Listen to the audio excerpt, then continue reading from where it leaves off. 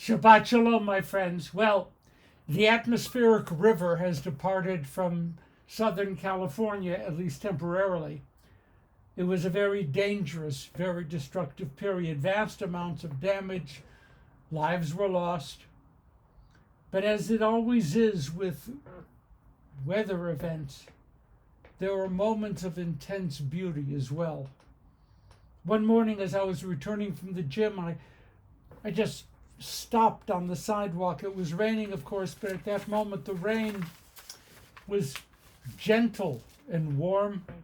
The air felt pure. The waves were pounding. I just stood there for several minutes, huddled under my rain gear, and lived in that moment. And it was a moment of intense beauty. Our Sedra is Mishpatim, Exodus 21:1 to 24:18. For those of you who keep track, this is a leap year on the Hebrew calendar. So Saturday is the first day of Adar 1. Then comes Adar 2, and with it Purim on the 21st of March. So we're moving through the calendar, then we're going to hit Purim, Pesach, and on we go.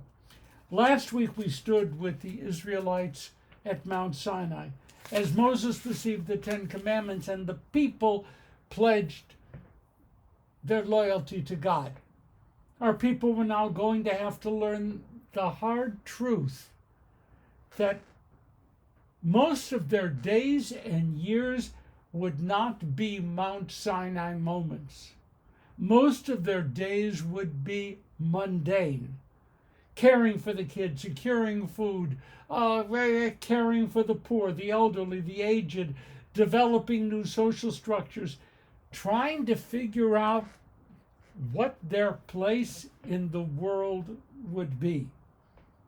The name of our Sedra, Mishpatim, means rules. Mishpatim, Mishpat, rules.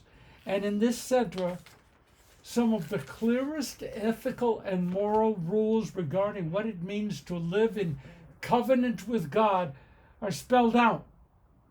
In some ways, our Sedra stands as something like a separate covenant code, closely attached to the general principles enunciated in the Ten Commandments. Mixed in, we also find some ritual requirements, as well as one of the most baffling texts in the Torah. I'm going to quote the whole thing to you. Here it goes. Then Moses and Aaron, Nadav and Avihu, and 70 elders ascended, and they saw the God of Israel, under whose feet was the likeness of a pavement of sapphire, like the very sky for purity, yet God did not raise a hand against the leaders of the Israelites. They beheld God, and they ate and drank. A baffling text, one that is not susceptible to any easy explanation. And I will not be pushed into mentioning the possible impact of recreational drug use here. We just have to move on. Rabbi Shlomo Riskin, in his Torah commentary called Torah Lights, has a superb set of chapters exploring the significance of our Sedra, and I'm really indebted to him. For example, we know we are forbidden to loan money on interest. That's a confusing rule. After all, we aren't forbidden to charge rent to someone who occupies one of our properties. So why is requiring interest to be paid so wrong? I have to admit, there is no way that we can plumb the original intentions of those who wrote this passage. But Riskin pulls the text directly into our world. Some people have excess funds. They figure that they might be doing some good by loaning the money out to those in need for a fair interest rate, of course. But the Torah seems to reject this scenario. Reject it. If you have extra money, the credit goes to God. We humans actually own nothing. The earth is the Lord's. If we have extra money, that money doesn't belong to us. It is a trust arranged by God so that through us we might extend help to the needy, to the lacking in our midst. Our riches are not to be taken as a sign of privilege, but rather they are intended to be an instrument for helping to heal a very broken world. This mishpat regarding loaning for interest, this rule was given new meaning over the centuries, changed from the original text, and the Muslim world has been strongly influenced by the prohibition against loaning money out for interest. But the ethical principle still grabs us as we try to figure out what we, under this covenant, owe to others. Now, Riskin points to other issues.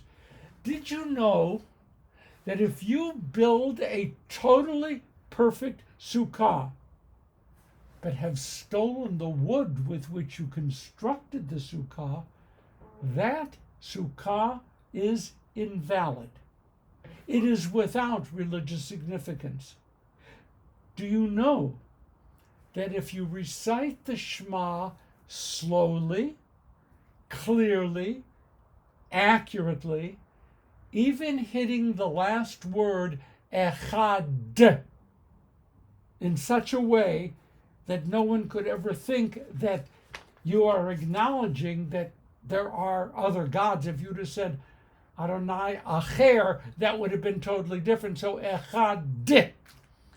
But if you are lacking what the rabbis call kavanah, the proper intention, while you are reciting the Shema recitation is utterly without religious value. What's the point here? God doesn't attach any significance to the rote fulfillment of mitzvot. If your heart is not attached to what you're doing, then you might just as well not bother.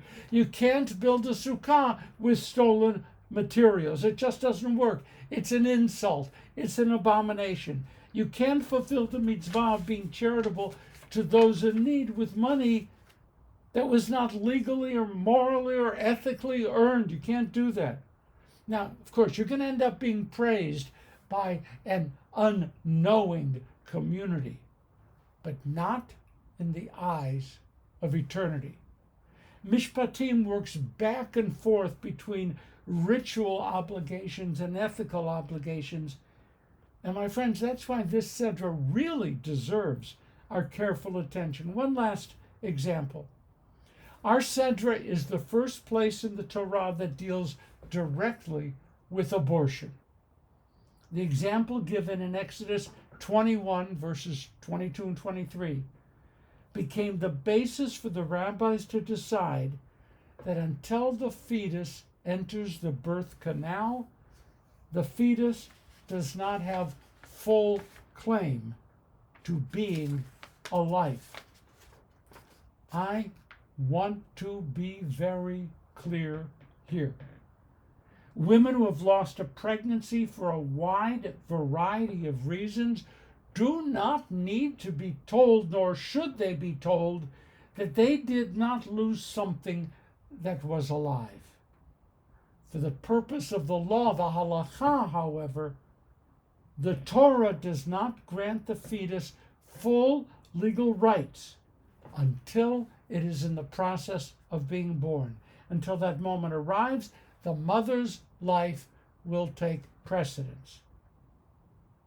Our text seems to insist we don't own our bodies. In fact, in the eyes of Mishpatim, we really don't own anything at all. We don't own the money that we legitimately earn. We hold it in trust for acts required by the needs of other humans. In the divine calculus, we receive no credit for ritual or charitable acts that were done without kavanah, without the intention of fulfilling a sacred command. And when potential life threatens actual life, in most circumstances, actual life has priority. Our Sedra is far more than just an afterthought to the Ten Commandments. We begin to learn here what it means to live in a Torah-oriented life in a very confusing world. We begin to learn here how we are to respond to the mitzvot with integrity and with kavanah, intention.